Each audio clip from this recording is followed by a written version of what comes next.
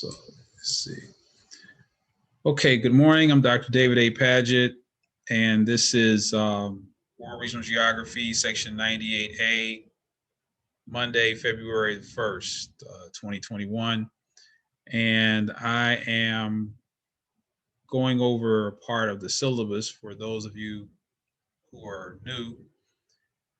And so, as I mentioned earlier, before we started recording, there are two assignments that are due today, and they are the week 1 writing assignment, share a memorable experience with maps or mapping. And so in that assignment, you'll do just that. This is an essay, so it should be a few paragraphs. You can just tell a story about an interesting experience you had with maps. Maybe you had have an older relative who still only uses paper maps, and you've had some interesting discussions with him or her.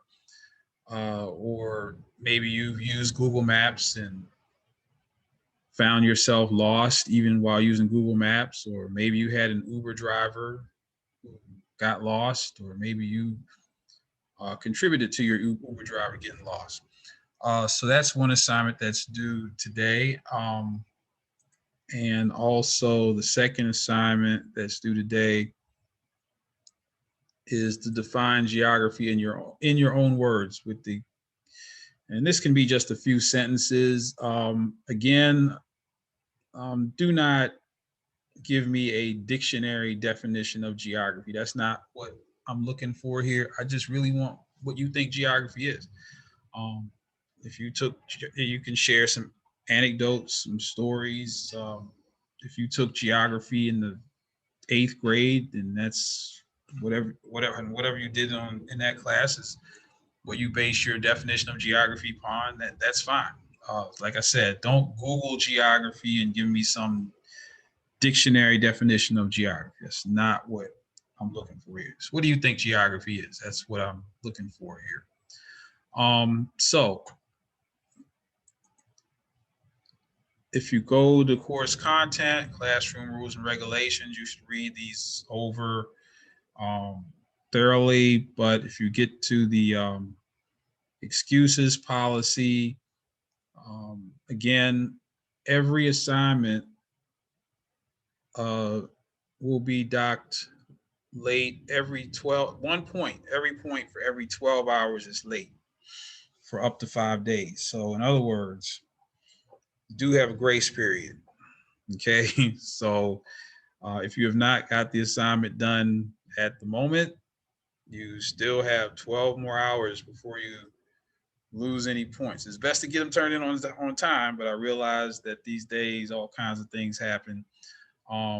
But you lose 1 point after 12 hours, and after 24 hours is 2 points, and so on and so forth, up to 5 days, and that's it. So be sure that you're aware of that. Each assignment is worth 25 points. So let's say you turn an assignment in 24 hours late, or 24 hours and 1 minute late.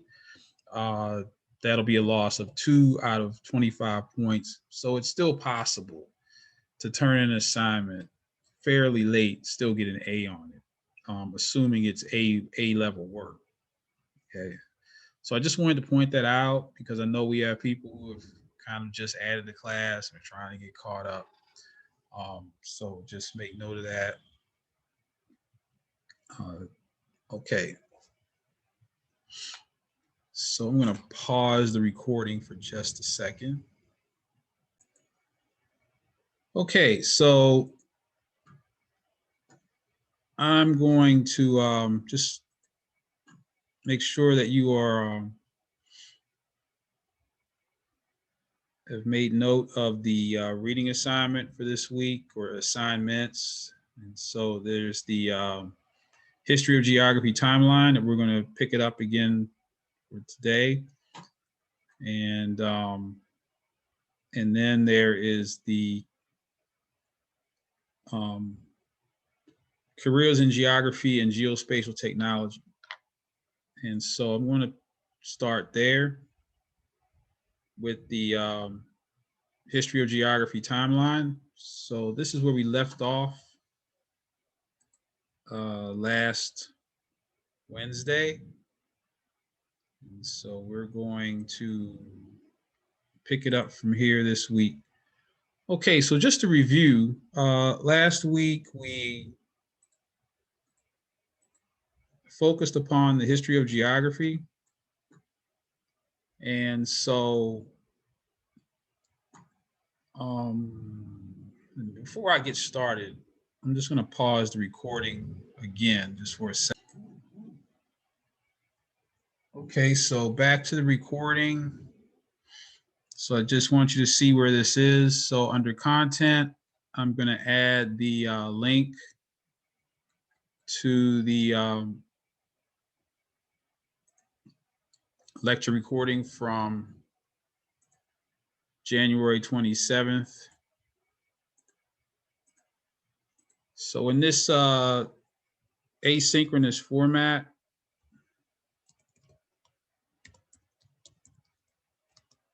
it's best that you are here, but I know some people might have a conflict.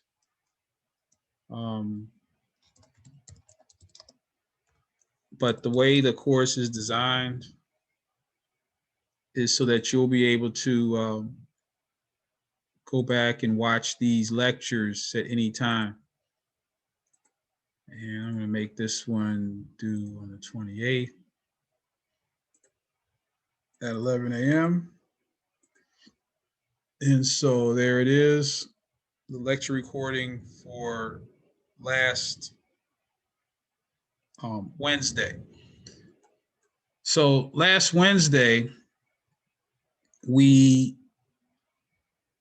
again focused upon the history of geography timeline. And so we went through, and you can watch the video later. We went through the history of geography juxtaposed against world history. And we went through the three of the four traditions of geography, some pertinent vocabulary, including cartography, the word geography itself, which means earth description. And we ended by looking at the environmental determinism theory and how that theory, when practiced by geographers such as Ellen Semple and Ellsworth Huntington, was essentially white supremacy. Essentially, when geographers looked at the world and said that we have all these different types of human beings on the planet because of the environment that these humans evolved in. So essentially, we mentioned last week that the environmental determinism theory, we gave three examples. I gave three examples of environmental determinism that are legitimate. The fact that the increased incoming solar radiation at the equator results in humans having darker skin in the lower latitudes around the equator. And as we move away from the equator toward the north and south poles, people's skin gets lighter. So that is an adaptation by human beings to the environment, specifically incoming solar radiation from the sun. That's not very controversial. I also discussed the development of pastoral cultures, pastoral nomadic cultures that develop in dry regions of the world. So that was another legitimate example of the environment determining social cultural development. And then we visited upon the development of what we call Southern hospitality, this cultural phenomenon that we have here in the southern region of this country that came about largely because of the climate, because the South had a long growing season and developed an agriculturally based economy and that agriculturally based economy fostered a much more communal lifestyle than the industrialization of the northern portion of the United States, where you had factories, that those types of industries in the north. But in the south, people worked on the farm as a collective. They worked together. You had to be kind to one another, and so as a result, we have what we call Southern hospitality today. Where people at least try to be nice to each other, which is very different than what you would experience if you went to Chicago or Detroit or New York. So Southern hospitality, this social cultural phenomenon that we live every day in the South, has its roots in the climate of the South. So environmental determinism as a theory, and again, the environmental determinism theory basically says that the physical environment in which human beings evolve determines specific characteristics about those human beings. Again, the environmental determinism theory says that the physical environment, the air, the water, the land, the physical environment in which human beings evolve determines specific characteristics about those human beings, which, as I mentioned before with the last three examples, is not controversial at all. But where do you get white supremacy out of that? Well, geographers, again, started to rank the races, started to say things like, well, the environment in which Europeans evolves makes them superior to the other races. And so that tended to be where that theory went, where whites were seen as being superior due to having evolved in a better environment than Black and brown people. And so that theory was practiced and studied by geographers for a couple of centuries at least, where environmental determinism was the overriding theory in the field. But it was essentially white supremacy. It was essentially white supremacy. And so when we got into the 1900s into the 20th century, people started to examine what geographers were doing, other scientists, and they started to say, well, there's no biological basis for this white supremacist theory. There's no sociological basis for this white supremacist theory. Where is this even coming from? And so geographers lost respect because they were engaged in this not easily proven, or not, they couldn't prove it at all. They couldn't prove that white supremacy really was real at all. Couldn't prove it, not scientifically. Now, of course, you can spread some conjecture and misinformation and have people believe it. But from a scientific standpoint, it had no basis. It, meaning white supremacy, had no basis in fact. So geography went into decline in the first part of the 20th century, as you can see. And the question was, well, what happened after that? Well, geography fortunately came back, or at least fortunately for those of us who are geographers. So in the 1950s, geography went through what was called the quantitative revolution, where geographers employed the systems approach and started to get into spatial analysis and started to use math and numbers and started to really practice science as it should be practiced, based upon the scientific method, and not just conjuring up a bunch of pseudo facts that were advanced by people's beliefs. It's like, it's almost as if you try to prove what you think you already know. That's what these white supremacist geographers are doing. But in the 1950s, some younger geographers said, look, we have to change. We have to really start to become more science-based. We're going to use the systems approach to look at the Earth as a series of connected, dynamic, and open systems.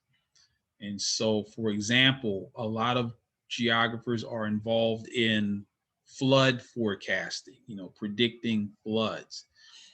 And so we use a variety of data, precipitation data, soil data, geologic data. We use a lot of data, especially physical geographers use these earth science-based data to predict how high a river will rise after an input of a certain amount of precipitation over a certain amount of time. So let's say if tonight we get an inch of rain per hour for 10 hours, then we can use computer models to determine how high local rivers will rise. And so if we develop those models in advance, of course, we can warn people ahead of time and say, well, tonight we're expecting 10 inches of rain, an inch of rain over the next 10 hours. That will result in the Cumberland River or whatever river happens to be local to you, rising to 5 feet above flood stage.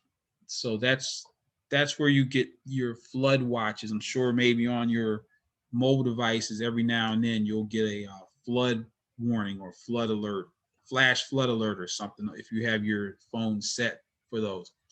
And it's literally a life-saving action, because a lot of people are killed in flash floods, and most of them are killed in their automobiles. They try to drive through a stream or river and don't realize how powerful that water is.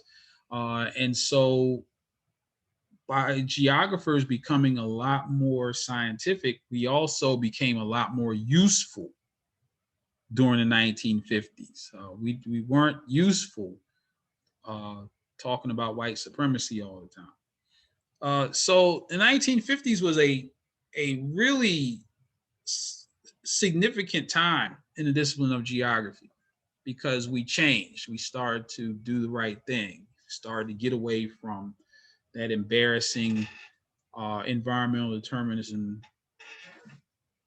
era that was based in white supremacy. And again, I want to hammer this note home. I've mentioned this several times. And the environmental determinism theory in and of itself is not a bad thing. It's not equivalent to white supremacy. It's just that a lot of geographers of over 100 years ago were using the environmental determinism theory to promote white supremacy, right? It's just like, say, the Ku Klux Klan, right? They light a cross. Why they light a cross? Because the Ku Klux Klan is a Christian organization, according to them. Now, of course, that might fly in the face of most Christians, but clearly the Klan, Ku Klux Klan, is using Christianity to promote white supremacy, the same way that geographers used the environmental determinism theory to promote white supremacy. So the environmental determinism theory is not essentially evil, and obviously Christianity is not essentially evil either. It's just that people can use these vehicles to promote whatever they want to promote, in this case, white supremacy. So let's move forward to the 1960s. Now that geographers were becoming more scientific, using actual quantitative methods. That's why it was called the quantitative revolution. Quantitative means that which can be represented by a number. Obviously, once the computer age started to come about, that led to the advent of geographic information systems, otherwise known as GIS. And so later on in the course, probably maybe Wednesday, we will start to, you will begin to get your first hands-on experience with geographic information systems. And you all have been in touch with GIS. I mean, if you've ever ordered an Uber, and if you see the little map that's in your phone when you order an Uber or a Lyft, that's all on a geographic information systems platform. If you're a gamer, you know, if you're into video games, a lot of those video games that are very realistic, that you know, they are built on a geographic information systems platform. That representation of the world, that that augmented reality (AR), you know, that's all built on a geographic information systems (GIS) platform. And so GIS really made geographers much more useful. And what we started to see as this research started to develop, we started to see geography come back at the collegiate level. Still lagged behind the K through 12, but really started to come back to colleges and universities during the 1960s. And a lot of that was based upon research that came out of the environmental movement of the 1960s. So what was the 1960s environmental movement? The 1960s environmental movement was really a reaction to the rise of the petrochemical age. So after the Second World War, a lot of innovations were made, including chemical innovations, and a lot of innovations came about. The automobile industry started to boom.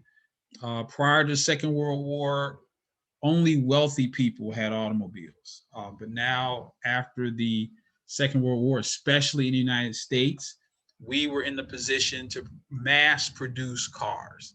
And so that became, that meaning a car in every garage was a real vision for people living in this country, even if you were middle class, even you didn't have to be wealthy.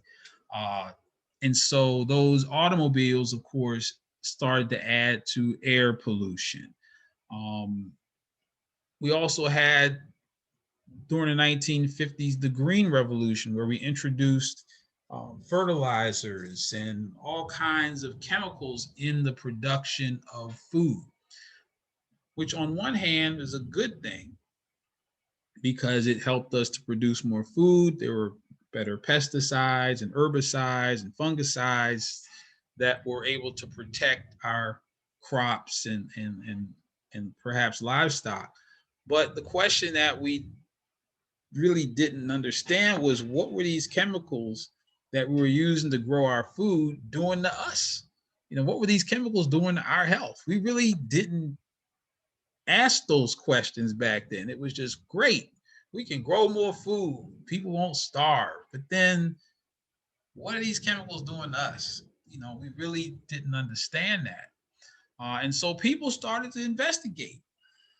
And so we got into the environmental movement, and people started to say, hey, wait a minute, this lead that's in all the gasoline in our cars, what's that doing to our health? What's that doing to us? These chemicals that we're using to kill off bugs, what's that doing to the environment?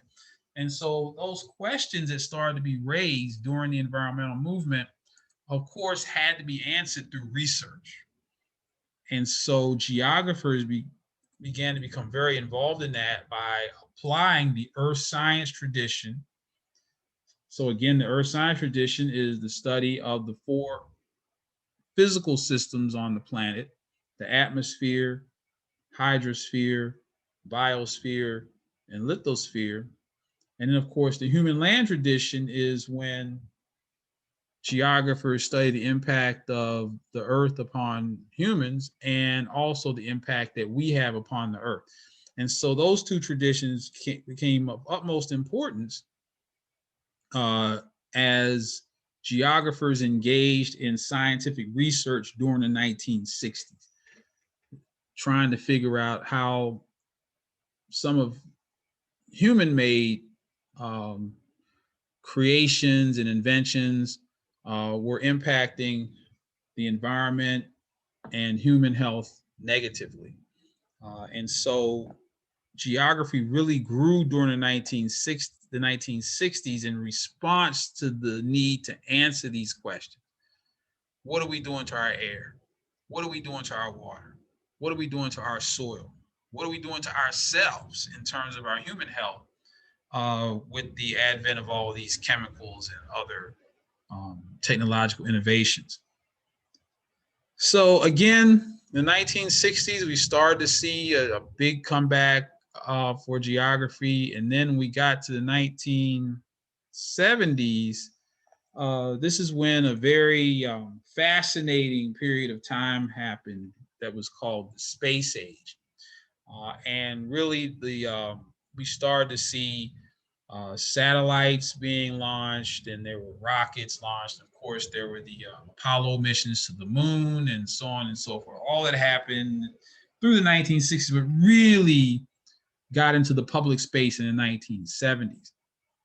And so, amongst the satellite-based systems that was introduced during the 1970s was global positioning systems, otherwise known as GPS. And so GPS is just basically a very powerful navigation tool that you use even if you order DoorDash or you order Uber Eats. A satellite guides that person to your house so that you can get food. And so that's a very basic utilization of global positioning systems. Obviously, there are military uses and so on and so forth. Even if the OnStar system, if you have a car that has OnStar, that's GPS. That's based in global positioning systems. Any business that delivers anything, Amazon, UPS, FedEx, all use this satellite-based technology that was born in the 1970s. But what's really interesting is that these technologies, global positioning systems, weren't available to the public immediately. And so it wasn't until the year 2000 that GPS was available to the public. Prior to the year 2000, the GPS signal was scrambled. So if you had a GPS receiver prior to the year 2000, it would be off in terms of accuracy by several hundred feet, maybe even up to a half a mile. You would not be able to find your exact location using GPS, even if you had a GPS receiver. Now, there was a way to correct the error using something called differential GPS. A differential GPS unit cost about $10,000 back then, which sounds like a lot of money, but it's not a lot of money to a terrorist. And so the reason that the signals were scrambled at first was to prevent terrorists from using our global positioning system. However, any terrorist organization that's real, they have $10,000. So we weren't really preventing terrorists from using GPS. The only people that really couldn't use it were the people who paid for it, tax-paying citizens of the United States. And so in the year 2000, the official word for the scrambled signal was called selective availability. So once selective availability was turned off in the year 2000, that gave rise to all of these utilizations that we see today that are beyond the military, which brings us to 1970 to the present. And so now, driven by these technological innovations, GPS, GIS, and then remote sensing. Remote sensing is what you watch on the news every night or what you see on your mobile device when you look at the weather, let's say. So if you go to weather, if I go to weather radar, let me just type that in here. Let's see, weather radar, and just hit that, and then just go to images. And if I go to images, then you'll see, these are some very familiar looking images that you watch on your mobile device or on the news or on the Weather Channel. And again, this is first day of Black History Month. True or false? The Weather Channel is Black owned. True or false? Anybody? Is that true or false?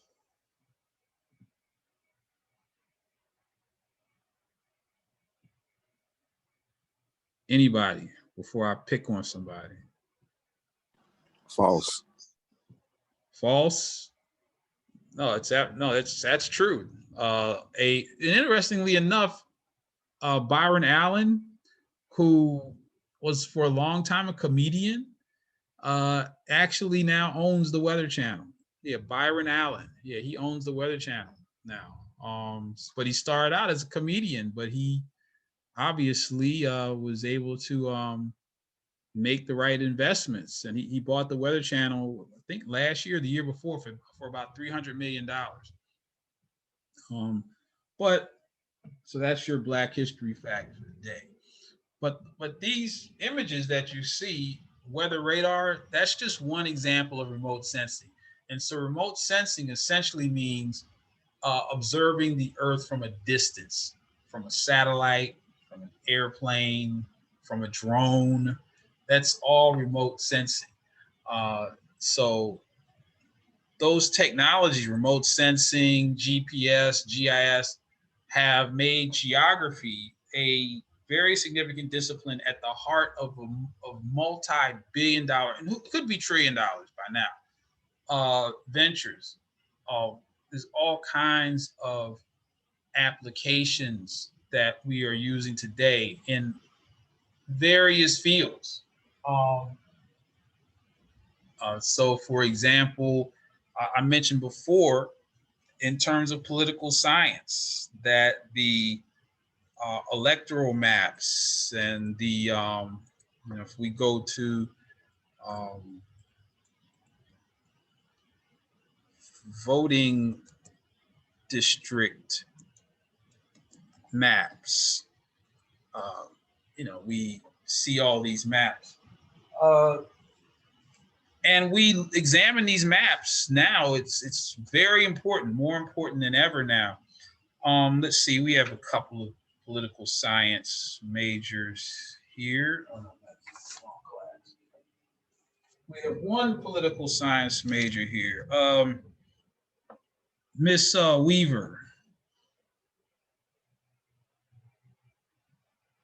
Yeah, Maya Weaver. Yes. Yes. Can you perhaps share? Do you know what voter suppression is? Could you explain to the rest of the class what voter suppression is? Do you know what that is?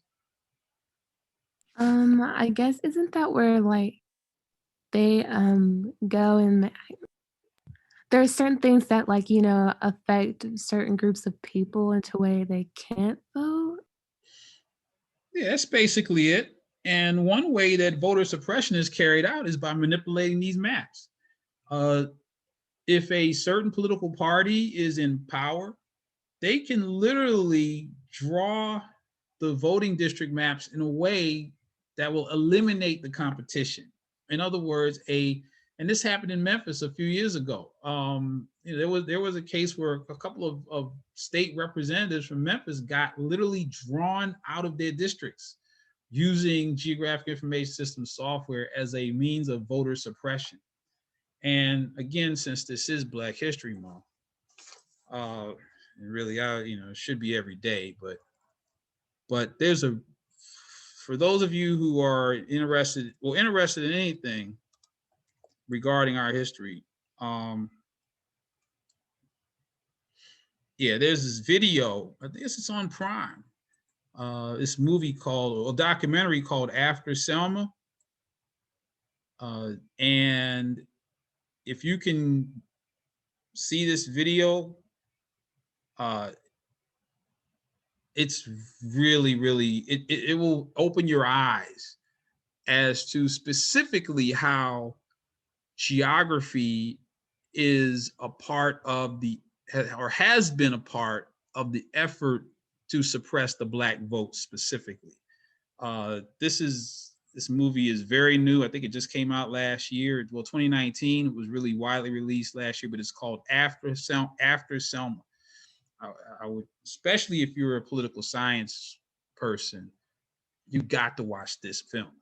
And it's, of course, we know that it's called After Selma because the Selma to Montgomery March was all about trying to get the Voting Rights Act passed, right?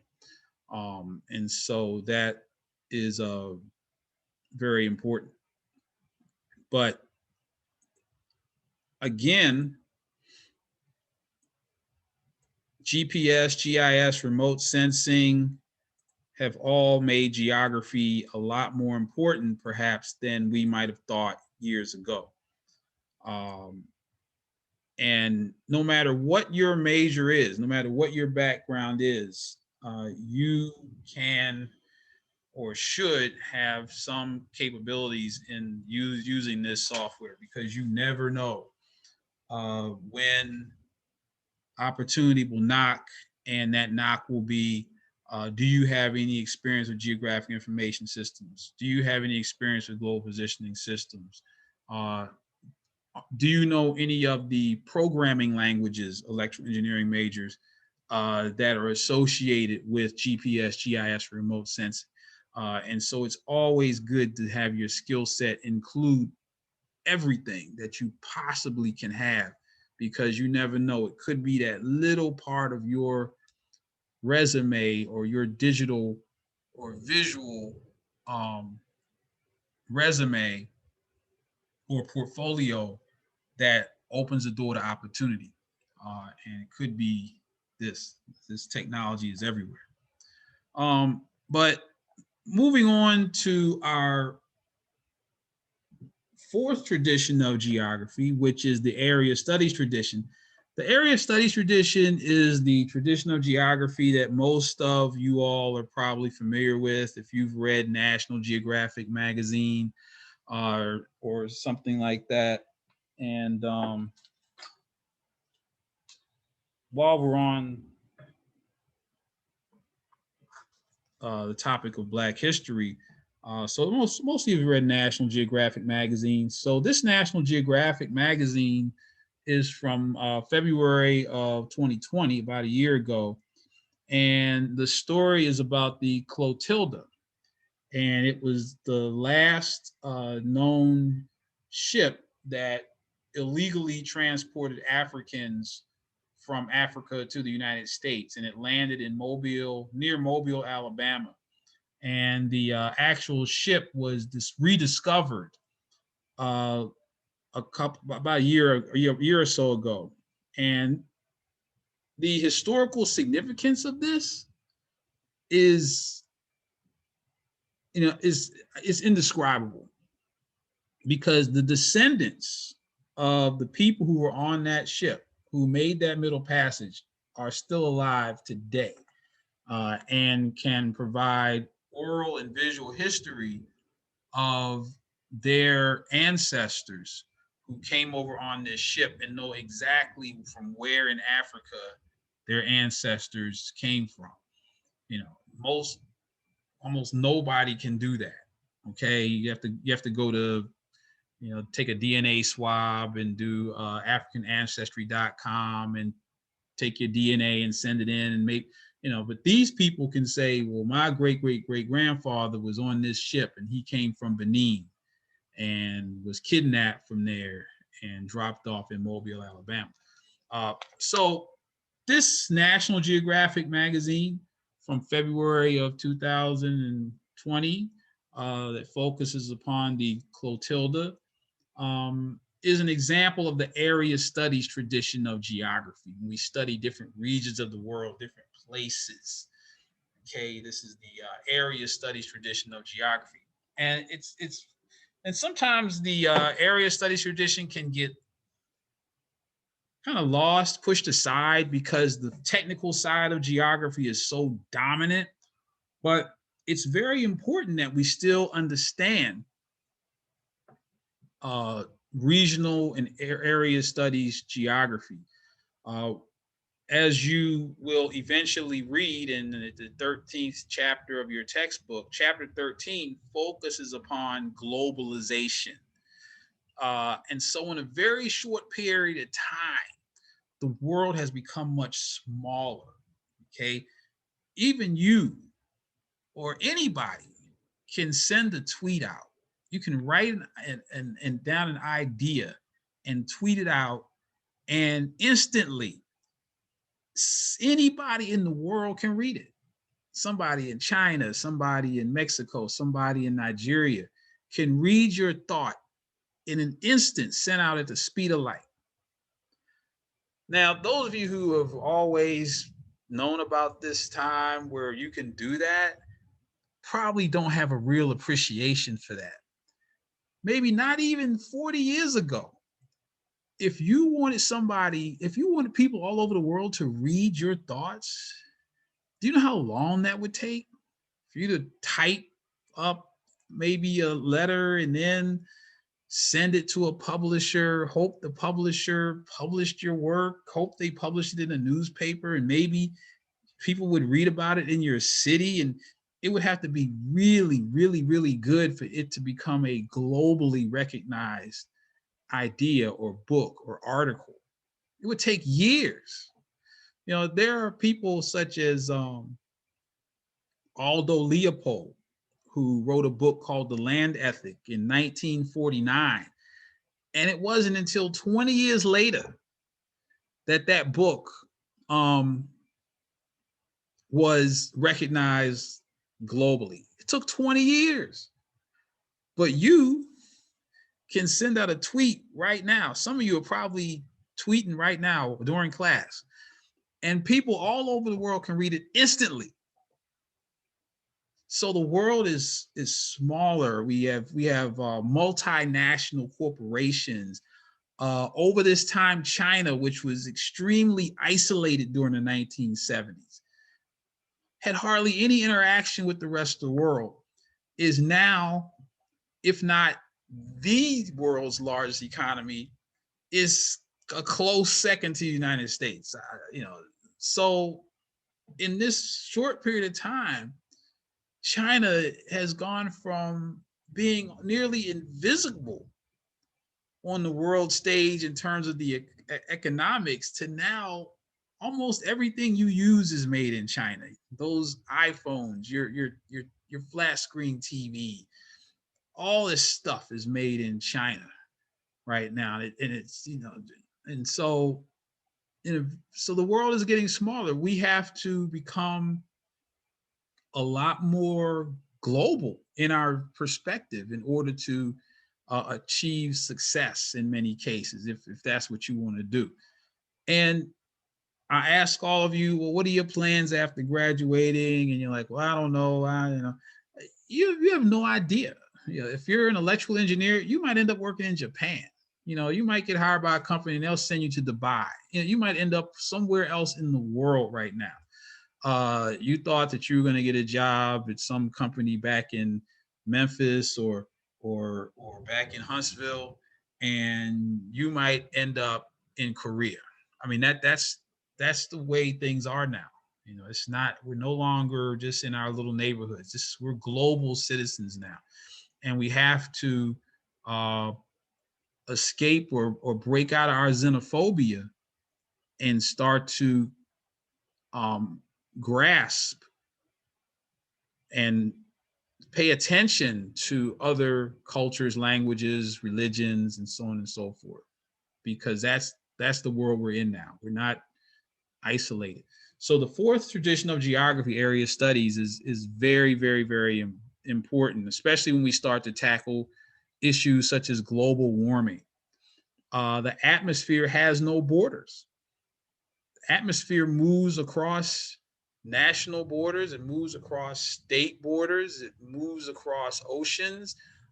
And so, in order for us as a human family to deal with and tackle the issue of global warming, we have to collaborate, we have to cooperate. And so, that is why the United States has now rejoined the United Nations climate plan, and we're back in there. The Paris Agreement, we're back involved with that because it's going to take the world as a collective to solve something like global warming as a problem, or to deal with ocean pollution. You know, the ocean borders all of us just about in terms of continents, and so we have to figure out how are we going to not destroy this common resource through our human activities.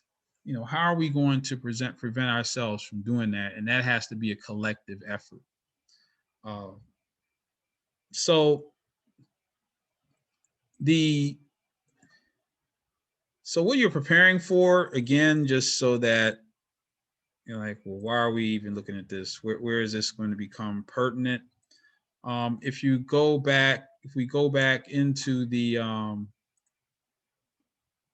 course content, you'll notice that, let me get back into the course here. Get back into the course. Access eLearn. Here we go. Okay, so here we go back to the course. And so if you noticed in the syllabus, so if you go to content, and then you should look for the syllabus here. And here's the syllabus. So I know we have some new folks here today. I've been through the syllabus before, and just while I'm here, if you need any assistance, the easiest way to get a hold of me is by this number that's in red. You can call, text, anytime. And when I say anytime, I mean anytime, day, night. Somebody texted me at 11 o'clock Sunday night, and I just happened to be up, and I dealt with it. So don't feel limited in terms of when you call or text me. I will, that's what that's for, because we can't meet face to face. This class is asynchronous, and so it is of utmost importance that you engage with me as much as possible, because we're not in a classroom together. Even this is not a sufficient or efficient means of communication, this virtual format. You probably figured that out by now. So if you have a question, use that number. You can email me if you want. You can still email me. But if you need some immediate attention, try the phone number. That number is for you. That's not my personal number. That is a number that is specifically for Tennessee State University students to get a hold of me as often as possible. So I just want to make note of the fact that right now we're in Unit A, Introduction to Geography, and that you will have an exam that covers this portion of the course, which is Introduction to Geography. I will give you a 2-week in advance warning about when that exam is going to be. Right now, I'm not sure. As you can see, I'm getting new people added to this class every day and to all of my classes. And so I just want to make sure that the course enrollment is stabilized or has stabilized before I post an exam date, so that everybody has a sufficient amount of time to prepare for the exam. But in the meantime, what I'm saying is that this timeline and all of the things associated with it are going to be covered on that first Unit A exam. And so you have that. Also, this reading assignment that I'm going to get into right now, this is also going to be material that's covered on that Unit A exam. And so you should, I'm going to talk about it right now. I'm going to go over it a little bit right now. And there will be some additional reading. Okay, so geography and geospatial technology careers. There are many of them. Uh, for those of you who use Google Maps and well, Google Maps and Google search and all that kind of thing, there are people whose job it is to update those maps. A map in most cases is a static visualization or a static representation of some place on Earth. In most cases, a map captures that snapshot in time. And so people have to constantly update maps, especially a 911 emergency map. Those maps have to be continuously updated because cities are growing very fast. Whole subdivisions full of houses are built every day, and they might not necessarily be on the most recent 911 map. And so here, and this has happened. This has happened. A person has moved into a new home. Spouse has a heart attack. They're in pain. The person calls 911. The 911 operator can't find the person on the map. Where are don't and that's a lot of times, even if you call from a cell phone, there's no idea where this person is when they call in if that house isn't on the 911 map. So the 911 maps have to be updated constantly every time there are new businesses and homes and so on and so forth built. And so there are people that do that. They ride around all day and they are, says here it is, 21st century cartographers. And so remember, cartography is the art and science of map making. And so this is how we make maps now, digitally. Again, you will be making some maps in here using GIS very soon. So here's the job ad for a local data collector. And so there are actually opportunities out there with companies to update, like Google and other companies, to go and update these maps. The military, of course, is a prolific user of this technology.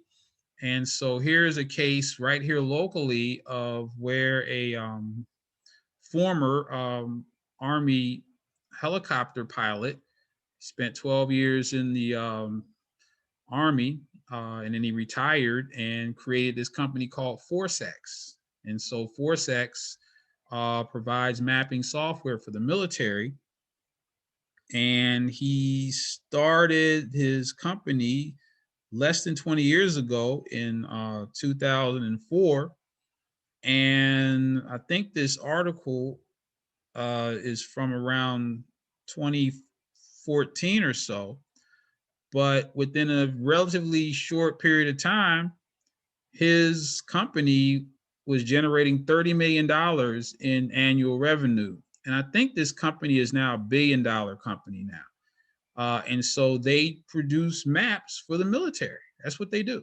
And the military obviously needs maps. It's very important that you know where you are if you are engaged in a military situation or a fight or a battle.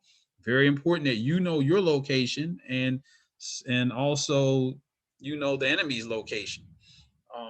But because if you get lost on the battlefield, well, we know what happens then. You know, it literally is a life or death proposition. This company, Forcex, recently moved to Nashville. They are now a woman-owned tech firm. The technology field is only it's only 2% Black, and I think it's still 70% dominated by men. And so to have this company right here locally with Miss Guarino as the CEO. And also, if you notice from this picture, you have here Alicia Brown, Erica Harris, Shannon Stokes. So we have two African-American women here in tech. And of course, these three women collectively, as you can see, are very much engaged in this type of high tech work. And this company is right here locally, right here in Nashville. So it's very inspiring to see a tech company that is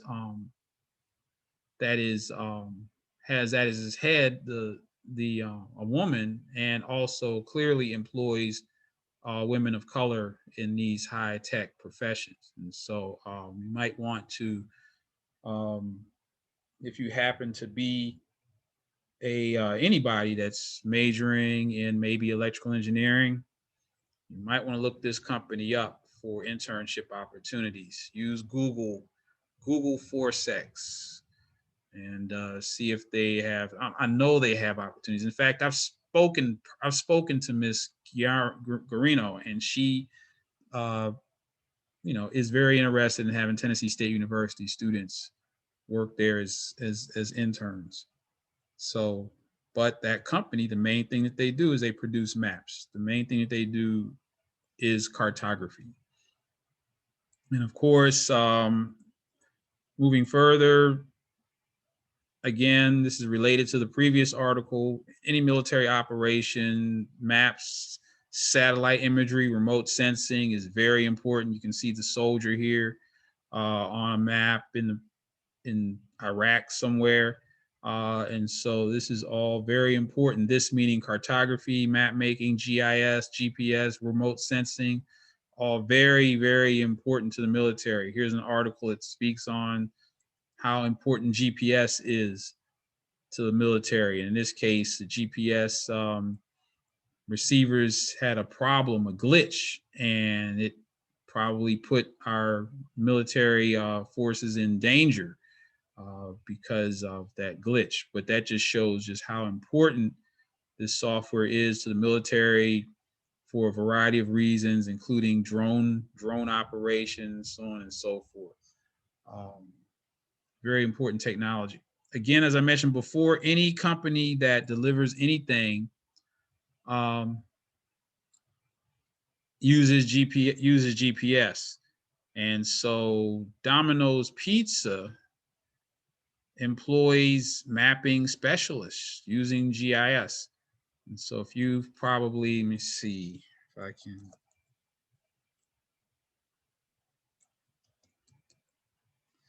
So Domino's Pizza has these hot spots.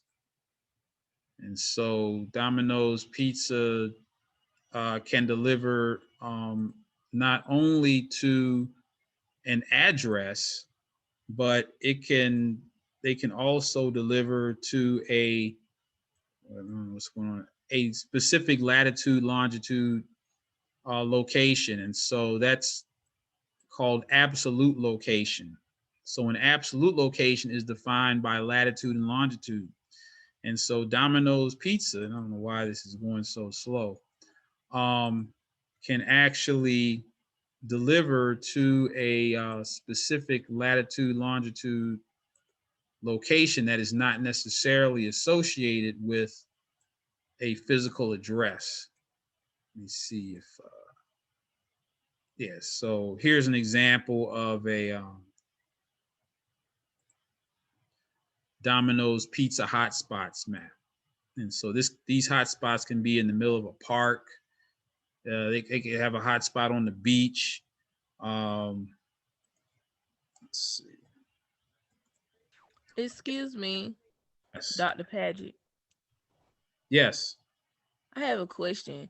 Um, I know you was saying this class was a certain type of class. I'm trying to figure out, like, I have another class at the same time as this one.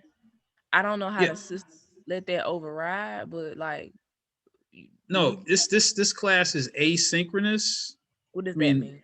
it means that all these lectures are recorded for you to Mhm. watch anytime you want. So you don't necessarily, it's good that you're here, but you don't have to be here. All these lectures are recorded for you to go back and watch them as soon as you can. So I'm just meeting at this time because it's convenient to meet. Okay. Okay. So, but you can, you know, be in your other class, and if that class is synchronous, means it has a specific meeting time, then you can go to that class and come back and watch these recordings later. Okay. And so yeah, so that yeah, that's so yeah, it's if you have this, then we might not meet. Sometimes we've already had a time when I had to meet earlier or later. Just pay attention to the time that's on the Zoom invitation, if you're able to make it, because there's some days that I might not be able to meet at this time, so I'll move it to another time. Yeah, it's asynchronous. I just meet at this time just because it's convenient. It's convenient to me. But all these lectures are recorded, and as soon as possible, I'll send you the recording. You can watch them as you prepare for, in this case, Unit Exam A, which is the Unit Exam A covers the Introduction to Geography unit. So I know there's a lot of confusion about that, but don't worry, you're fine. You know, this class is it's kind of self-paced, but you still have to be aware of when the exams are and when assignments are due. You know, it's not self-paced like that. Like you can just turn in assignments anytime you want. So please visit the course page uh, every day. Watch the recordings as soon as you can after the day of the recording, and then ask questions when you have them immediately. You know, and that will get you through this course successfully. Thank you for your question. Um, Okay, so I think this is a good place for us to stop. But if you should read through. I'll probably revisit this again on Wednesday and read through the rest of these job and career opportunities using GIS. And so I'm going to stop the recording now.